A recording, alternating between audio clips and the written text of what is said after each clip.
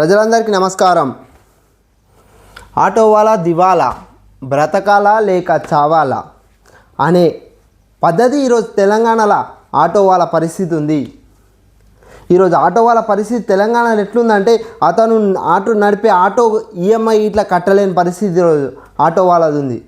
మరీ ఎంత ఘోరం అంటే ఆటో వాళ్ళ ఇన్ని రోజులు తను కష్టపడి తన ఫ్యామిలీని సాదుకుంటూ వచ్చిండు. మరి కాంగ్రెస్ ప్రభుత్వం రాగానే ఆటోల పరిస్థితి మరీ దీనంగా తయారైంది. ఈరోజు కాంగ్రెస్ ప్రభుత్వం గెలవడానికి ముఖ్య కారణం ఆటో వాళ్ళ. ఎందుకంటే తన మైక్లను ప్రభుత్వం యొక్క మైక్లను, కాంగ్రెస్ పార్టీ యొక్క మైక్లను ఆటోల మీద మోసి ఈరోజు ఆటో వాళ్ళ కాంగ్రెస్ ప్రభుత్వాన్ని తెచ్చింది తెలంగాణలో. తెలంగాణ ఉద్యమంలో ఇట్లా ఆటో వాళ్ళ ఎంతో కృషి చేసింది. అటువంటి ఆటో వాళ్ళ ఈరోజు పొట్టగొట్టుడు ఏంది? ఆటో అంటేనే, ఆటో నడిపేటోళ్ళు అంటేనే పేదోళ్ళు, కష్టం చేసుకునేటోళ్ళు. కనీసం ఆయన ఆటో మీద ఈరోజు ఆయన ఫ్యామిలీ మొత్తం ఆటో మీద నడుస్తుంది. ఈరోజు ఆటో మీద అతని పిల్లల చదువు నడుస్తుంది, ఇవాళ ఆటో మీద అతని తిండి నడుస్తుంది, ఇవాళ ఆటో మీద తన ఇంటి కిరాయి నడుస్తుంది.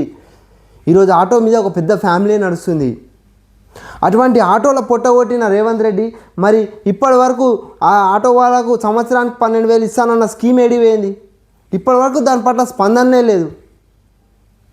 ఏంది పరిస్థితి? తెలంగాణ మొత్తంలో వదిలిపెట్టేశారు. ఓన్లీ భువనగిరి పట్టణంలో, భువనగిరి చుట్టుపక్కల తీసుకోండి. భువనగిరి చుట్టుపక్కల యాదగిరి గుట్ట ఉంది, స్వర్ణగిరి ఉంది. కనీసం ఆ దేవస్థానాల కాడ ఇట్లా ఆటోలు నడుపుకోలేక వాళ్ళు ఈరోజు దీనంగా జనాల వైపు చూసే పరిస్థితికి వచ్చింది.